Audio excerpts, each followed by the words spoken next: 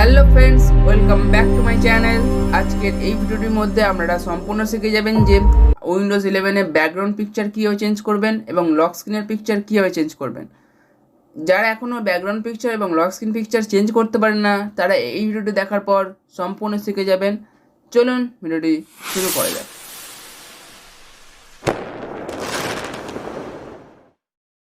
প্রথমে আমরা ডেস্কটপে রাইট ক্লিক করব, পার্সোনালাইজে ক্লিক করব। পার্সোনালাইজে ক্লিক করার পর আমাদের সেটিংসটি ওপেন হয়ে যাবে।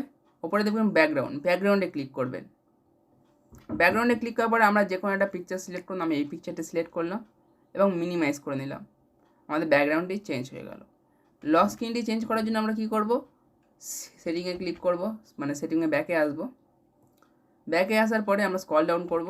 স্ক্রল ডাউন করার পরে আমরা লক স্ক্রিনে ক্লিক করব।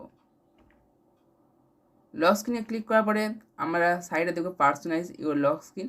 তার পাশে দেখব উইন্ডোজ স্পটলাইট সিলেক্ট করা রয়েছে। আমরা এটাকে পিকচার সিলেক্ট করব। উইন্ডোজ স্পটলাইটে ক্লিক করব এবং আমরা পিকচারে সিলেক্ট করব। পিকচারে সিলেক্ট করার পরে দেখুন আমাদের এখানে অনেকগুলো পিকচার রয়েছে। আমরা যে কোনো একটা পিকচার সিলেক্ট করে নেব। আমি এই পিকচারটি সিলেক্ট করলাম।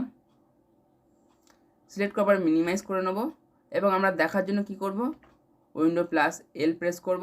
দেখুন আমাদের লক স্ক্রিনের ব্যাকগ্রাউন্ডটি চেঞ্জ হয়ে গেল।